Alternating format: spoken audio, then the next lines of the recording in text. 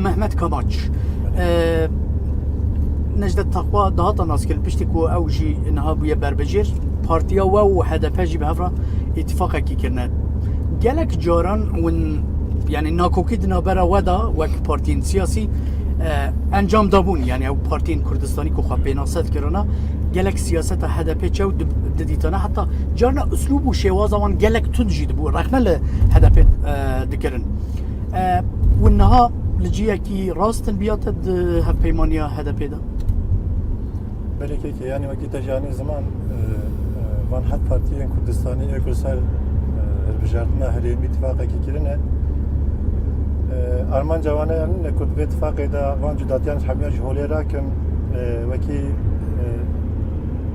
ew serekê iqtidarê dibêje tekî ava bike yani yekê tenê ava nake.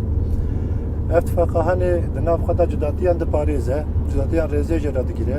Van cudatiyê nav ittifaqê nav civakê de jî wekî tiştekî xwezayî dibîne. Dibe yani herkes belki bîr û baweriyê wê cuda bin.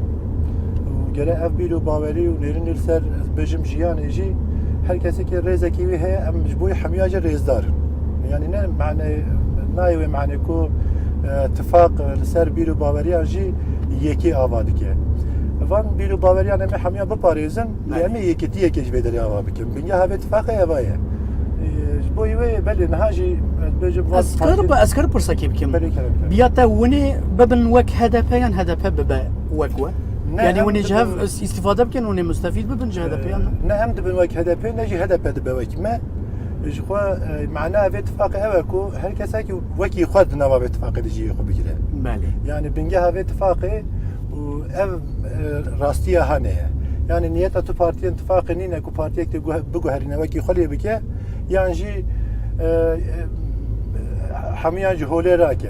Ji xwe wê demê bi ittifaq nayê navkirin. Yani me ev nikare. Çima hemû partiyên Kurdistanî ku xwe pênasa dikin neketin nav bereya HDP? Welakî yani armanca me ew e ku ew bû ku destpêkê de jî me dixwast ku partî û rêxistinên Kurdî hemû bikevin nava vê ittifaqê de. Lê mixabin em li ser vê pêşiya vê hilbijartinê belkî pêk nehat ama nayê wê maneyê ku ev ittifaqê êdî bingeha wê fireh nabe, çerçeveyê fireh nabe. Ji dervê hilbijartinê jî em ê ji bo vê ittifaqa hanê ji bo ku ev partî û rêxistinê vê gavê nekedine nav ittifaqê de ew jî bikevin nav ittifaqê de me xebatê xwe berdewam